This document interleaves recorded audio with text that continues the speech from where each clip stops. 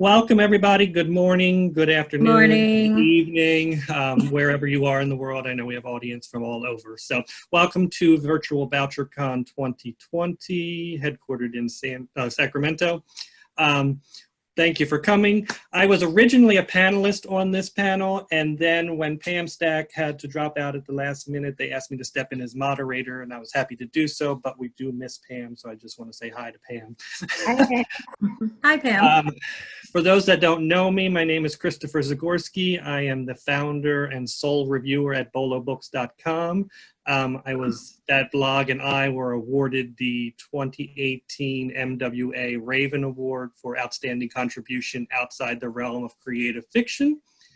My reviews also appear in Deadly Pleasures magazine. I have a regular column in every issue of Ellery Queen Mystery magazine that covers digital resources for both readers and writers. And then I am the secretary on the board of directors for Malice Domestic, and I will be the Left Coast Crime fan guest of honor in 2022 in Albuquerque. Congratulations. God willing, and we get over this pandemic. I'm going to take a moment, let each person introduce themselves so that you can know a little bit about them. Just a brief introduction, 1 minute or so that we can learn a little bit about you. So let's start with Christine. Hi, I'm Christine J. Whitlock from Hamilton, Ontario, Canada. I've written, directed, and produced 4 feature films, 3 that were on Netflix. I write short stories, scripts, and adapting scripts to novels. Great. Jane. My name is Jane Ubell-Meyer, and I am a former TV news producer and a movie producer as well. And I have a company called Bedside Reading, and we place books, now digital books, ebooks and audiobooks in luxury hotels. And we're now shifting, and we produced this beautiful magazine this summer because of COVID. And now we're shifting our business model a little bit, where we're going to be launching a new program where we'll actually be selling our authors' digital downloads so authors can make money. So that's coming up in 2021. Very good. Lorie. I publish Kings River Life magazine. Have been for 10 years, and half of every issue is all mystery related, book reviews, giveaways, short stories, TV movie reviews, and goes up every Saturday morning, kingsriverlife.com. And we also have a podcast called Mystery Rat's Maze.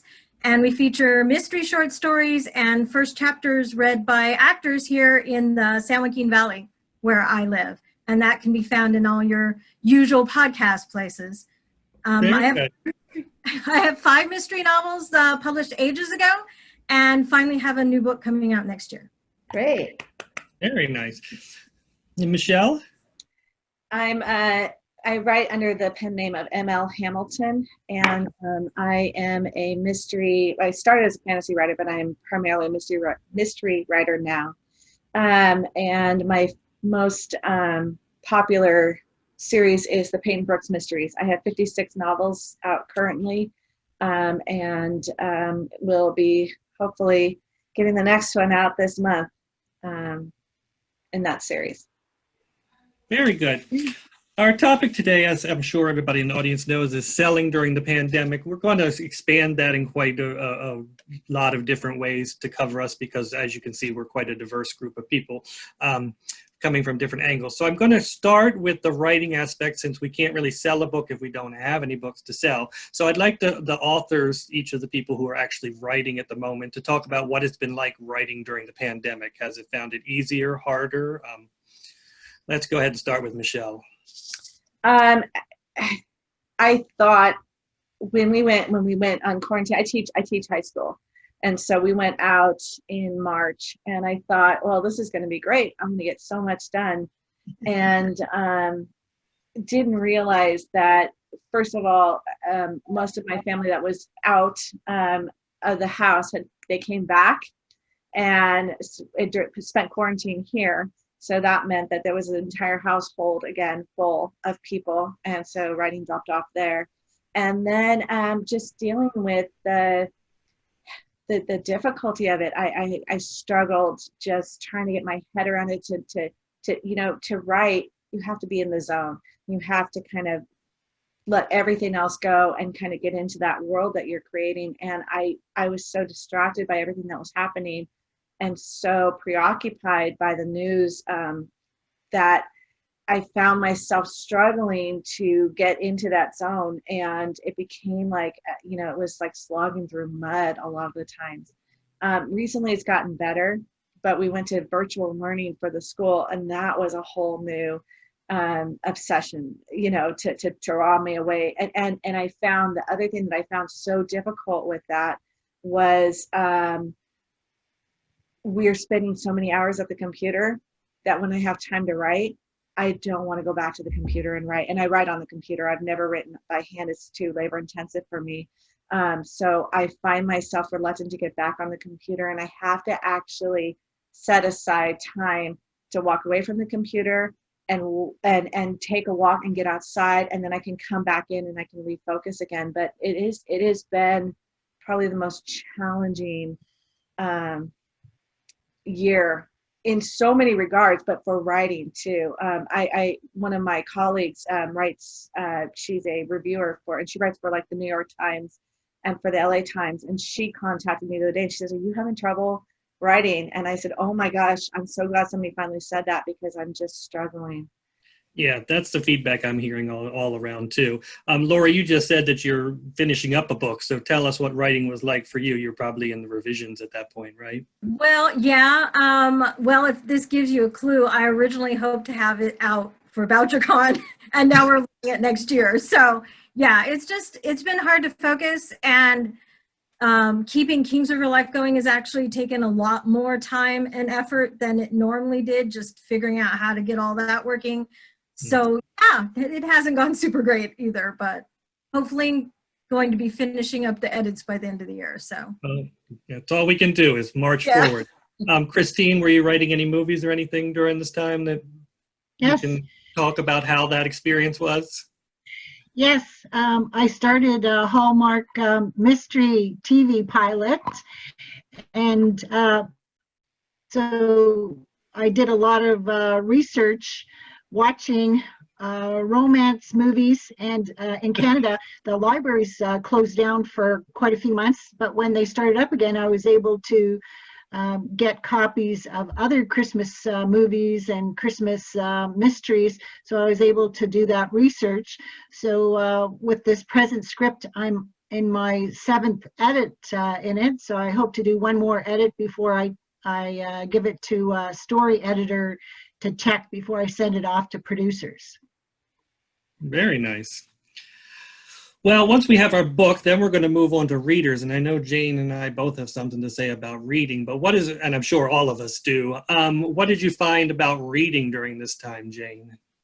It was really challenging for me. I was so busy. When COVID hit and everything shut down in March for me, and my business is placing books in hotels. All my hotels said, "Stop sending books." And I did a little minor freak out. So we had to pivot, and I jumped into publishing this magazine, and then I jumped back into creating a new program. So I'm still on one book for the last 2 months because I haven't really carved out time. I have found to be, while not making the kind of money and that I used to make, I've been so busy pivoting and reformulating what I am doing as a business. So I'm swamped every day, but Right. I haven't carved out the time to read.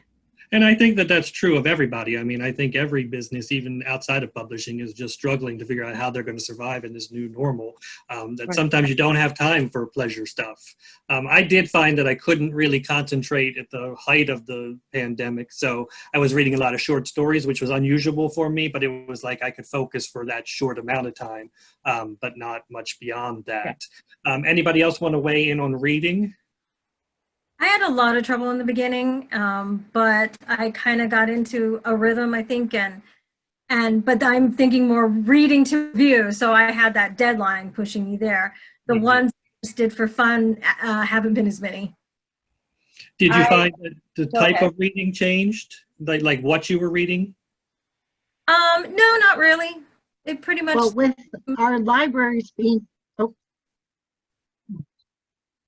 What was that? Go ahead, Christine. Well, with our libraries being closed for a few months, the one good thing was all of their ebooks were available. So I was able to access all of those, and some of the authors, like Sue Grafton, I finished all of her series and started new ones. So that was good. Yeah, that was the other thing I found, was revisiting old classics was something I could do too, because I was already familiar with them. Michelle, did you have much time for reading? I'm supposed not, with the teaching and the writing, but I really love listening to audiobooks. So I think I've done more of that, because at first we were doing a lot of walking just to get out of the house. And so I would take my audiobook and I would go for a walk just to get away. So I've done a lot more audiobooks probably. I did do some social justice reading, but for pleasure reading, it's been hard. I try and read every night, just to kind of calm down before I go to bed. And I just really want something light and humorous. I've been looking for more humorous novels to read, but it's been hard. But audiobooks have been really good for me, for getting that kind of out of my head kind of thing. yeah, I find it interesting. I'm talking to people, when you tell them that you're having struggling reading too, everybody's like, oh, thank God it's not just me, because we all think it's just us that's going through that. But really, we're all going through this, and it's just a new thing for us to adjust to. In terms of marketing, ARCs are a big thing. For those in the audience that don't know what an ARC is, it's an advanced reader copy. Those are the copies that are sent out to the media and to the press and to reviewers and bookstores and libraries to generate buzz. But they sort of came to a halt at the height of this around, I don't know, April, the beginning of April, they stopped arriving. What did that do for your reading needs, and did you have to shift in any way? And let's start with Lorie, since you're doing it for the newspaper. Definitely. A couple of our reviewers had only been reading print ARCs and didn't even read ebooks. And it started shifting to where, that was all you could get for ARCs. And so just getting them switched over and stuff like that, took a lot of time. And it just seemed like things were changing like every day for a while as to what publishers had to offer. So yeah, that's been an adventure. Always. Jane, the same thing for you, experience? Yeah, because we have a big program in the summertime for the Hamptons, getting books in the very beginning was a little problem, because the publishers, printing and warehouses shut down, but then they quickly reopened, and I was getting a lot of books all summer long for our Hamptons program. But I want to go back to something I remembered. This summer, I read a book that was published in 2018, and I discovered this author, and I fell in love with him. And because of the work I do, I was able to talk to him. I met his wife. His wife and I are now best friends. And I have been his champion ever since I read the book. And so I did read the book, and it still stayed with me. And maybe that's why I can't get into another book, because you know how our characters stay with you and you don't want to leave them. And it could have been that emotional type, but we didn't get any ARCs this summer. We got finished books, but my ARCs for reviews didn't really come in. Right. I have to ask what that book was, Jane, just so I know. Yes. Oh my God. Oh, wait a second. Hold on a second. Hold on. Here it is. Okay, guys, Eye of the Moon. Look how thick it is. It's awesome. And if you ever want to make a movie, Christine, this is the book. It is genius. Wonderful. Very good. So it's called Eye of the Moon. Michelle, you could probably speak to the ARC angle from the publishing end. How was it? Did you send ARCs out? I mean, you probably were between books, so I don't know that you were at that moment, but what's the ARC experience? Yeah, when I was traditionally published at first, 5 years ago, I was traditionally published, and they always sent out ARCs. Since I went independent, I don't do that very often. We do that with the audiobooks. We do send out advanced copies for the audiobooks, but we don't do that with I usually don't do that. I have a very strong reader base, and I usually utilize that. So I don't do that as often as, we used to when I was with the publisher. What kind of publishing cycle are you on? One book a year or more? I mean, I know that some ebook people are putting out more. Well, yeah. I try to do a minimum of 5 per year. Yes. But I was insane last year, and I decided I wanted to try and do novellas, and I had this goal. I was going to turn out 1 novella a month, and it was about I wanted to. It was when after the Me Too movement started, and I wanted to write about women and facing challenges, and so I came up with this idea for these 12 books, 1 book a month. It almost killed me, but I did it. I got through with it. So I didn't do a whole lot of writing on my series last year. My readers were kind enough to give me a break, and I explained to them what I was trying to do. But now I'm back on track. Well, I'm not. I'm off this year. I've only published 2 books so far this year, and hopefully this next one will come out. So I will be short this year, but I try. My goal is 5. Well, it's hard to do arcs when you're moving that quickly. Yeah. Christine, is there some kind of comparative to the arc in the film industry? I don't know if you guys send out advanced things, I mean, scripts and stuff, or how does that work? Well, I run weekly Zoom meetings for scriptwriters and filmmakers, and I encourage people to tell about their log line for their script and give us some idea about their story in case there are producers, directors, or development people that are in the Zoom meeting. And also it's posted on my YouTube channel so people can come to it later on, and hopefully they'll contact those people, for further information about those scripts. Excellent. Yeah, that's our next topic, is new promotional efforts. So tell us a little more about this weekly screenwriting class. Well, I started it in April, so twice a month. And this Monday coming up. Like I said, it's for scriptwriters and filmmakers. And then the 4th Monday of the month is for horror writers and filmmakers.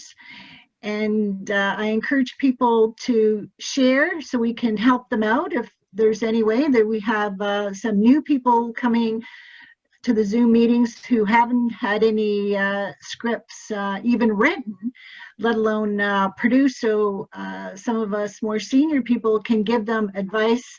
I get daily emails from various sources on markets. So I tell them about newsletters and market sources and free webinars. The Sisters in Crime have great webinars if you're a member. And I know I just watched one with Mystery Writers of America. So it's great to tap into those kind of free resources. And then there are generic webinars on writing, which, even for script writers are good, like ReadSeed. They have every second week something new. And then they have their webinars archived on their YouTube channel. Very good. Jane, you told us a little bit about the magazine when you shifted to that, and you talked about your other shift that you're doing. Let's talk a little bit more about that and that new effort that's happening. So one of the things that happened over COVID is I created a virtual book club for hotels. And every month, twice a month, I did read books, actually, now that I remember, yeah, because it was really for a book club, and I would interview the authors for for the hotel. So the hotel would invite all these people. They would go on Wednesday night at 8 o'clock. We would jump on with the author, and then we had these great book clubs. And then I had the opportunity to offer the ebook to the attendees, or they can buy the book, which a lot of people didn't want an ebook. They wanted to buy the book. So that was really helpful to that. Shifting into what's going to be happening in the new year, we're working with major corporations, and we're offering them our, let's say for the sake of argument, right now we have 8 ebooks and audiobooks that are available to our hotels for their guests if they come in. And hotels aren't doing that great, right? Some hotels are, but most hotels are not. So we're moving to the corporate world. We will be offering our collection of ebooks available for corporations so that, and they can give it out as for HR, for rewards, for their whatever they want to give it out for their employees. A lot of people are virtual now. So every time there's a download of a novel, of a book, then we want to be able to charge the corporation money for that download. And then we'll pass along a portion of that money directly to the author. So for example, there's one company that we're talking to, they have like 20,000 employees. So if you can imagine that, let's say you get about 2,000 people downloading that author's book, that author will be paid for every download, which I think is a really great way to give back to my authors or any of whatever our authors. So that's a great perk from the company too for their employees. It's a wonderful loyalty rewards or perk from the company, and we've had many conversations so hopefully contracts will be signed and we'll be going forward, and we would love to start it for the holidays. So maybe by November 25th, it'll be launched, and then our authors will be at least seen. So the thing about marketing is that you want the cover of the books to be seen by many, many people, because a lot of people won't download it, but they'll go buy the book. And that's what we discovered with our virtual book clubs, where there was an uptick in sales for their books, for the physical books, as opposed to downloading a free ebook. Interesting. Lorie, you have a new podcast, or not quite so new, but a podcast that's newer than the Kings River. So let's talk a little bit about that. Well, it's been going for just over 2 years now, and wanted to do something different. And so that's where we came up with the idea of having local actors read mystery short stories and first chapters of mystery novels. The other half of Kings River Life covers a lot of local arts.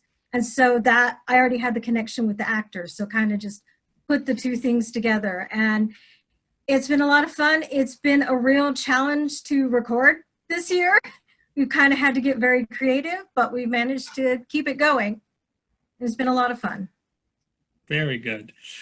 Christine mentioned the Sisters in Crime webinars and the Mystery Writers of America, and those other ones. Michelle, have you been able to partake in any of those, or have you tried any other resources that are out there that have sprung up in this virtual world? Well, last week I did I spoke to a group in South Carolina, which I would never have been able to speak to them before. I did a presentation to a writers group out there, which is really kind of exciting because this was never, even an option before Zoom came along. And then I am the president of NCPA, which is the National Northern California Publishers and Authors. And we went this past week, we went virtual, and we have an annual awards banquet in April, and we weren't able to have it. We had to cancel it, but we went to a virtual one in October. So we've moved some of those things. I can see a lot more opportunity for doing more panel discussions or things like that, across the country and across the world, even with this opening up this way and allowing authors to kind of be in person where they would never, there's no money for travel anymore. Even if you're with a big publishing house, they don't really send you on book tours anymore. So this is kind of a way to do it. I could see a book tour actually kind of happening, in a virtual kind of setting. I think it has potential. Yeah, I mean, I've actually seen it. It's an important thing to note that we can get to places that we never could have gotten before. I mean, just in the last months, I've been to Scotland for Bloody Scotland. I was into the UK for St. Hilda's. I lectured for the Sisters in Crime in Central Virginia. So you can go to places that you wouldn't normally be able to go. Have anybody of you done things in places you've not been before? Haven't been on any panels like that, but I've watched a lot of them. It's been really exciting to see so many actors and authors and that I never would have gotten to before. Right. Yeah, and I'm sure, Christine, I'm sure you're getting people for your classes from all over the place too. Oh yes, from Israel. I think it was 2 or 3 in the morning he had to come on. But like you said, if the webinar is kept later on YouTube, then they can go back and enjoy it if they can't make the time, because I know somebody said, you know, it's in the middle of the night, so they can't view it, but it's being recorded, so then they can go and watch it, and maybe next time it'll incite them to stay up and join the meeting. Yeah, exactly. I will also say, we were talking before this thing started about the chats on the side. These have been, even if you're not on a panel and you're an author and you're watching a panel, if your book is like what's theirs, if you mention it in the chat on the side, I've seen people say, oh, I'm going to buy your book, even though you're not on the panel, because they're just looking for reading material and you've mentioned it and it's connected to what's on the panel. So don't think you have to be on the panel. You can go to these events and sit on the side and chit chat, because I mean, let's face it, even at the real conferences, you're selling more books in the hallway than you're selling from your actual panel. I mean, it's those people that you run into, that you talk about your book with, that are going to be the ones that go out and buy it. Want to make sure we've covered everything that everybody wants to talk about. Is there anything else that I didn't cover that I was supposed to cover? No, I wanted to add something. One of the things that I have been doing because of business, I've been attending a lot of virtual meetings for different industries.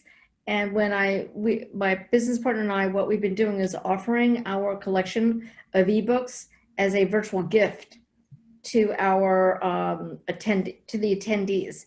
And we just did one called Mission Critical, which was for event planners and for hotel, I guess, people that procure events for hotels. And one of the things that we wanted to do was we wanted to make our authors available as speakers, because that's another way to get books out there. So we created another virtual gift. It was a virtual gift bag of ebooks. We had 7 ebooks. And they had an amazing array of virtual gifts for this conference. And they had everything from Grubhub to, I don't know, McDonald's or whatever it was, all kinds of different gifts. And it turns out that and I was so rewarded for this, that our virtual gift bag of 7 books was the #1 most downloaded and clicked on gift of all the gifts for all the sponsors. And so what that told me was that there's a real interest in maybe getting a free book, but also the fact that people were reading and they were interacting, and what our offering, which is curated for that event, was appealing to those attendees. And from there, we got a speaking gig for a client. So that was really exciting for us. So that I do think that I heard a publisher say to me that he would love to give out 1 million ebooks to sell 10,000 hardcovers. Oh. And so that people should shift their mindset that ebook is really a marketing tool to use for whatever way you want to use it, and that it's a way of getting a new fan and a way of marketing yourself. So if we're going to talk about selling books or how to market, please know that using your ebook is a marketing tool to get people interested in buying a hardcover or a speaking gig or whatever it is that they want to. And I want to add something, because we haven't gone into this topic. I hope you will, but I'm going to bring it up anyway. Go for it. So one of the things that is my bugaboo in life is a really crappy book cover. If you guys are going to spend a year or 2 or 6 months, whatever it is, writing your book, take the time, spend a little money, go to a professional book cover. What you think sells may not sell. There is a science to book cover design. And it is so important to have a great book cover. And I had been burned by loving an author and go, okay, I'll bring them onto my program. And then I know that the cover is terrible. And I begged the author, she couldn't change the cover, but I got burned because it doesn't represent the brilliance of this author. It looked like a schlock. It looks like a piece of you know what. So I will tell you, a book cover does sell books, and that is critical. It's the best piece of advice I can give any author. Take the time. If you don't have the money to get a professional designer, do it anyway. Figure That's what out I where to think get the too. money. I completely agree with that, especially on the online world when that's what they're seeing. I mean, in a bookstore, at least you can pick up the book, but on the virtual world, all you see is that cover. And if it doesn't entice you to look into further, you've lost a sale that you could have had right from there. I mean, look at this. This is independently done. Is that gorgeous? It's a stunning book. You know, I could give you tons of, I don't want to do that and embarrass anybody, but I can give you tons of examples of books that are sent to me for our business. And I'm sick to my stomach by by the ineptitude and the I could do it myself attitude. So you're, as an independent author, please do that. As a, you know, when you're with, you know, Simon & Schuster or Random House, their books are done professionally. And as an independent author, you have to think to yourself, is my book worthy, the cover, is it worthy of being on Simon & Schuster's list, front list? Is it worthy? And if the answer is no, you know, what can I tell you? One thing I want to express about marketing is repetition, repetition, repetition. I had a short story, Police Calls, recently accepted for an anthology, Humans in the Wild, Reactions to a Gun-Loving Country by Swallow Publishing and Mythic Picnic. Now, it's important to keep reminding your buying audience, you know, first, that you got accepted. Second, when you had to read your galley. And then third, when I was able to get the back and front covers of the book to post on both Facebook and LinkedIn and anywhere else you've got it. And I'm going to be getting a hard copy in the mail. And so as soon as I do that, then I'll be posting it again. And also to make sure that you put down where these books or short stories can be bought, like put the link of Amazon or eBay or wherever it is, so that people can click right then and there and go through and purchase. So reminding your personal audience and everybody else that you know all the various steps, especially now that Christmas is coming forward, and this is a good Christmas present. So I want to add to that. You're right. Repeat, repeat, repeat. You know, my philosophy about book marketing, how to get your books out there, I do not sell books. Well, maybe in future, 2021, but right now, my philosophy is layer, layer, layer. Think of a chocolate layer cake, 7-layer cake. You need to have your book on Amazon, and everything needs to be perfect. You need to have a beautiful website. You need to be in book clubs. You need to be in magazines, online and print. You need to be seen here and there. We layer. Our business is layering marketing. And every single book, it's not one thing that sells a book. It's everything all day long. As you, Christine, you're 100%. It's like, you know, wash, rinse, repeat. Wash, rinse, repeat. Do it over and over and again. Go on Instagram, comment on other people's books, promote your book, make sure you have a following, grow your following, grow your audience. And the way you grow your audience is that you must reveal something about yourself so that potential readers will get to know who you are. Readers love to learn little facts about the authors that they read. We love it. You know, I was very fortunate. I went to Book Expo once and I met Louise Penny, and I learned something about her life, and I read her all the time. And because I learned something intimate about her, oh my gosh, she's so much more important to me. Right. Michelle, you can probably speak to that. Do you find that that's the fact that your audience wants to know about you? Absolutely. So just a couple of things, because there's been so much said here that I think bears repeating. I always tell people the two things that you should never cut short on money wise. 3 things, actually. is number one is the cover. Number two is editing, hire a professional editor. And then number three is marketing, and marketing is so important. But one of the things, and I learned this from Brenda Novak, was you need to have a mailing list where you send out a newsletter to your people, and the mailing list. And I have really worked hard to build up my mailing list. And whenever somebody contacts me, I always direct them, have you signed up for my mailing list? And in the newsletter that I send out one a month, is always something personal about me. I share my people love animals. They adore seeing your animals.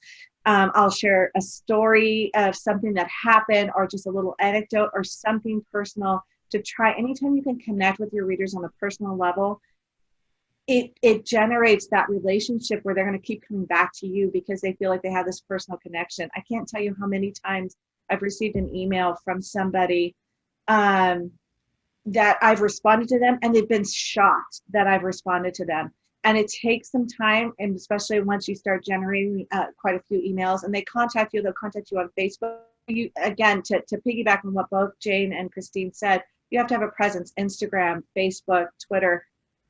And I'm getting better at that. I'm not as great on Instagram and Facebook, but I do utilize Twitter a lot.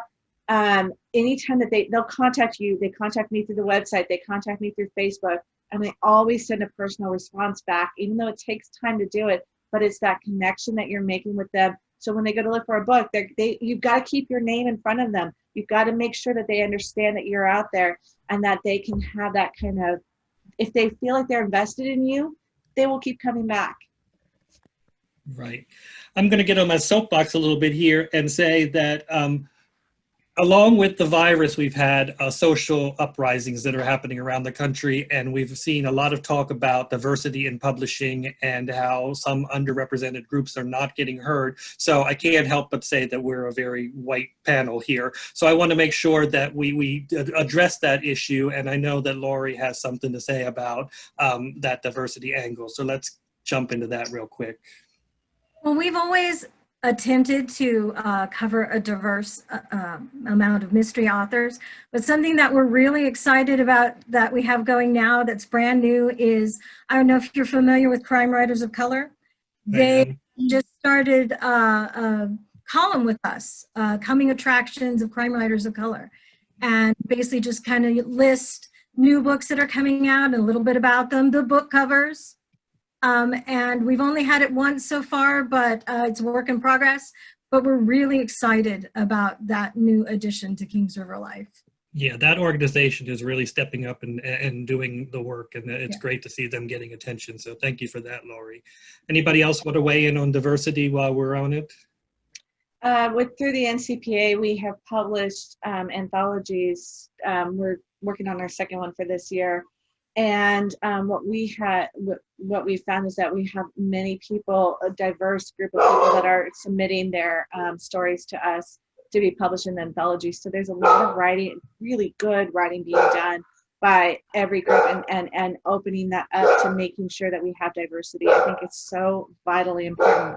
And you're right, it is, we are very, very monochromatic panel here, but I think that I think people are starting to be aware, and being awareness is really important. I think of what you brought up.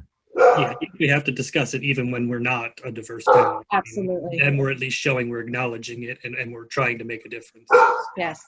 We have a policy here. We actually seek out diverse groups, and we've been working with different hotels where we've had them interview a number of our authors so that they can post the diversity of our authors on, like if you go to the hotel, the Conrad on downtown New York on Instagram, you could see our authors are there, and they are diverse, and we are very careful about that as well. And we look forward to having everybody join us, regardless of their race or ethnicity. We don't care. We just want to make sure it's a great book. Excellent. Same kind of conversations happening in the screenwriting world, Christine? Oh, yes. And all different topics. And, should we write about COVID or is it going to be dated?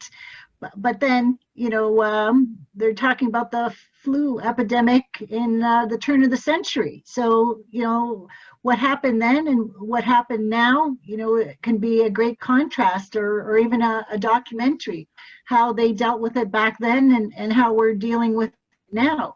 And I tell my people that your script, if you haven't got it purchased, maybe it should also be turned into a short story or even a novella or novel, so we can get you can get some income from it that way. That's very good advice. That's a good idea. That's great. It's a good Yeah. idea. We're about 5 minutes away before we open this up for questions. So while the audience over there is getting their questions together for Richard and to pass on to us, anything else you guys want to make sure you get covered before we move on to the audience? I wanted to mention on our podcast, when we feature first chapters of mystery novels, I'm hoping that helps get those books noticed by new readers. And honestly, myself, I've ended up picking up books that I had never thought about before. Because to hear them come to life with our actors, and I think, oh, wow, that's really good. I want to find out what happens. So I'm hoping that helps develop some more sales for our authors as well, as being fun for the listener. And I've connected again with the Sisters in Crime Toronto chapter. Like on a good day, it takes 3 to 4 hours for me to drive from Hamilton to Toronto because it's rush hour for their meeting. So with Zoom meetings, you can attend virtually. But the one thing with Sisters in Crime and Mystery Writers of America, all of them are very supportive of their members. So please let them know what you are doing and when the books are coming out and how they can get them, because they all like to support each other. And become a member. I mean, you Yes. usually be members of those groups. All right, let's see if we have any questions over here. We have a question from Robin. She wants to know, for many authors, cost is a factor. What are the few free things that you can do to up your visibility? Can I answer that? Sure. So Twitter is a great resource. You can, a lot of people don't know this, but you can schedule your tweets through Twitter. And apparently you can do that through Facebook too. I haven't tried that through Facebook, but Twitter is great. You can schedule your tweets. So I spend the first Sunday of the month and I schedule my tweets for the entire month so that one goes out each day to promote my books. And it's free. You can pay to advertise, but I found that's, it's just as effective to do it for free. And then, Facebook is a great one to do your posts on Facebook, and especially if you have a good network of people who are willing to repost for you, and Instagram. So I would recommend all of those for free. I know budgeting money for advertising can be so hard, especially for an author starting out, just to get some visibility. So if you can build your community and have them retweet for you or have them repost for you, and I see somebody made a comment about lots of great hashtags. Research your hashtags. Make sure that they're effective hashtags to get out there. Look at what other authors are doing, and those are great free ways that people should always take advantage of. So I want to offer everybody on my website somewhere. We have at bedsidereading.com. We have tools for authors. I wrote with a publisher, friend of mine. We wrote a 30-day free book marketing guide. 30 or 31 things that you can do for free to market your book. And recently, we broke it down to 8 tips a week. So if you're interested, go to bedsidereading.com and look for tools for authors. You could download the book or subscribe, and we'll send you the tips that we are actually revamping. But there are many, many free things. And one thing I want to tell everybody is I used to teach a class on how authors can get sponsors, because authors, if you're writing there alone and you don't have the wherewithal to do a huge marketing campaign, you need to have some kind of a budget. And the most important part of that is to find, in getting a sponsor for your book, is to find some kind of, whether it's a small business or some entity where your book really serves a purpose for them. Let's just say your book takes place in Toronto. Go call the Toronto Tourism Board and let them host even a virtual book launch for you. Let them use their database. It's not always about money, it's about their clout.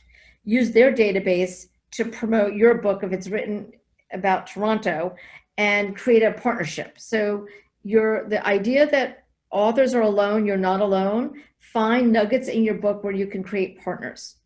And maybe for the sake of argument, let's say there's a washing machine in your story and it's Maytag. Call Maytag.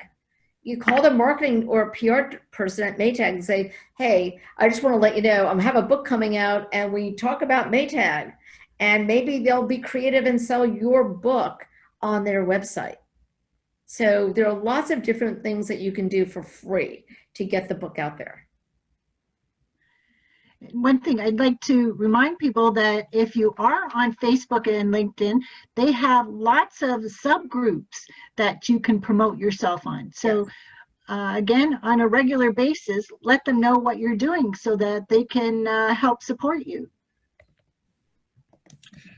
Yeah, Michael Kaufman talked about publicity and how you avoid becoming an obnoxious self-promoter. And I've always found that, like Michelle said or alluded to, about finding other authors and you can share each other's stuff. That way you're not always talking about yourself, but you're still helping other people. And if they're doing the same for you, then you're getting that visibility without seeming like you're pushing all the time. But also don't be afraid to promote yourself. That's your job. You've got to do it. But you can find a level by doing that with other people. So you all have friends. Let's see what other kind of questions we have here. Here's a question from Pamela. It says, do you all think that the skill sets acquired during the pandemic will change how marketing moves forward for bookstores, event debuts, and future conferences? Absolutely. There'll always be an aspect of Zoom, I hope, so that international people who couldn't get to events can see at least, you know, on YouTube or other places if it's been recorded. And like this conference has both live events and recorded events. So that I think that's going to be moving forward for future events. And I think it's a good thing for the author too. Maybe they can't afford to go on a book tour across the country, but they can do the virtual events through these bookstores now. Liz has a question. Michelle might be able to address this one. She says she keeps hearing that Twitter is recommended, but she got off of Twitter because it's so toxic. She's asking, how do you balance that? Great question. A good question. Oh, that's such a good question. I wish I had the perfect answer for it. You know, it's kind of like reading reviews. At some point, you just got to stop and you got to disengage. And so that's why I really like scheduling my tweets, because I can tweet and then I go on and I just pick and choose what I'm going to forward. I'm very careful about who I follow. I always research who I follow, and I'm very careful about what I retweet, which I think is a good advice for all the way up the chain to our president even. I'm very careful about what I retweet, and I think you have to disengage. I think you have to not allow it, because it is toxic, and Facebook can get toxic. And I have my personal Facebook, and then I have my business Facebook. And I am so careful on what goes on both. And so I think you have to be very mindful of who you're following and what you're saying and what you're putting out there. And you have to disengage. And I even with the reviews, I would be on a high with a great review, and then on a devastating low with a bad review. And you gotta stop looking at them. And I know it's tempting. I know it's so hard to do that, but it just becomes so, it's overwhelming. The social media can be very toxic, and everybody has an opinion. You know what? I agree with you 100%. We found, I have, my assistant does our Instagram placements, and I don't really look at it anymore. I've stopped looking at Twitter. I never really was a Twitter person. But now that we have a nice following on Instagram, we're really here to be the champion of writers. And I think that Instagram is the place to be because it feels safer and it feels non-toxic because it's about a visual medium. Right. Not about the written word. And I think that it's a great place. And I know that my authors, when they build, I have a client, Natalie Banks, it's official Natalie Banks. She has like 11, 12,000 followers on Instagram, and she has sold over 10,000 books by herself through that and other means, but primarily through engaging on Instagram. So it's a great place to be. I have another question that maybe Jane will be able to know. I don't know who will know this. Is there any company out there that's making it known to book clubs that they're available to speak? I mean, is there a place where you can find out where those opportunities are? You know what? That would be a great business, by the way. So somebody should start that one. I really don't know. We offer our virtual book events to our authors, to our hotels all the time. So there's only so much that you can do, and I have to stay in my lane. So and the answer is it could be a good business for somebody. I would say check out your local libraries for book clubs. And I'm quite sure that the libraries, if this COVID keeps going, that they'll get into virtual meetings. And then you could come in as a virtual author. Actually, I used to work for the Fresno County up until 2 weeks ago, and they're already making those plans. They're doing their book clubs virtual and programs and all sorts of things. So it's happening. I think it definitely is. I think as an author, it would be an important thing to put on your website and maybe even put out, when you do whatever post you do, that you are available for book clubs.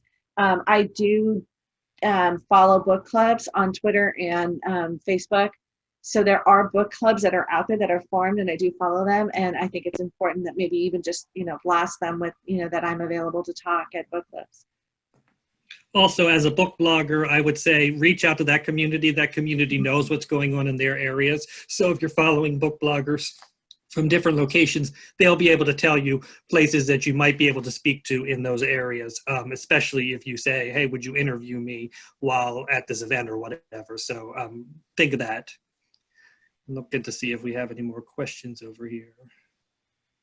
So one thing I will say is that if you go to, there are lots of people that are hosting virtual events, and they're like Cvent is this huge organization, a $1 billion company, and they have tons and tons of events going on all the time. And I think you can just start, if you want to do this, you can go to different events and you can just say, I'm an author and I'm available, or I'm available to work with you to offer my book, and I'll charge 25 cents a download, or something like that.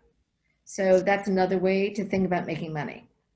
Kristopher, there was a question earlier, I can't remember exactly what it was, but it was asking about advertising sites such as BookBub, and I can't remember, I don't know if that person wants to ask it again. But I think to speak to BookBub, it's very expensive, but it's been, in the past, it's been a kingmaker. It's Goodreads, BookBub, Amazon Author. I think the authors need to have a presence on all of Goodreads, and Goodreads can be toxic too. So be careful about reading reviews on Goodreads because they're very critical. But you should always have an Amazon Author page and update it frequently. But BookBub, to go back to speaking about BookBub, if you do have the funds, I've never had a BookBub that they haven't gotten a return on investment in the first couple of hours of it. The problem is getting a BookBub. It's become very difficult, and you have to keep trying. It's more about persistence. So much of marketing is about persistence, and keep trying and keep putting yourself out there. And so I think if you can be persistent and keep trying. One thing BookBub does not like is it does not like if you are in Kindle Unlimited. It wants authors who are wide. But if you fit that, and it also depends on what genre you're in. Mystery writing is the biggest genre, so it's very hard to get into the mystery writing one. I've had good luck with box sets. People really love to get a box set through BookBub, and they tend to take box sets more often. But anyway, I just wanted to speak to that because I did see that question scroll up there. Yeah, just saw the back room also get mentioned over here by Janet Rudolph. It's a new initiative from Hank Philippi Ryan and Karen Dion, and it's a great resource if you can get connected with those people. They have 4 authors come in and talk to a group of people, so reach out to them. I don't know how they're picking their authors, but you can reach out and say I'm interested and see what happens there. So there are resources out there, you just have to find them. I had another question. Where did it go? Oh, somebody asked, we mentioned that you should reveal yourself, let your readers get to know you. And they were asking, where's a safe place to do that? And I think that they were just worried that they're revealing too much about themselves, probably. You know what? Here's what I meant by revealing a little bit about yourself. Let's say you're a cat lover. You know, ML Hamilton, here's a picture of my cutie pie cat. And that's it. That's revealing something about yourself. You're not going to reveal that you got divorced and your ex-husband is sleeping with this one or that one and murdered this one. That's it for the story. Yeah. But you just want to reveal take a picture of your writing desk. People want to know, where do you write? Here's my office. They want to know, who's your muse? They want to know what inspires you daily. What do you do how do you meditate? Things that are benign, not too revealing, but a little bit about the person. So we don't really want to go into details. And visually, think of visually about what you can do to be interesting. Here I am on my daily walk, you know, and here's the path that I walk every day to the beach. If you're lucky enough to be at the beach, you Californians. Kings Over Life, during the pandemic, we created a new column where mystery authors share their top 5 mystery reads during the pandemic. So that's, you know, sharing something right there. Exactly. Right. As somebody just remarked in the chat, that it should be consistent with your author brand.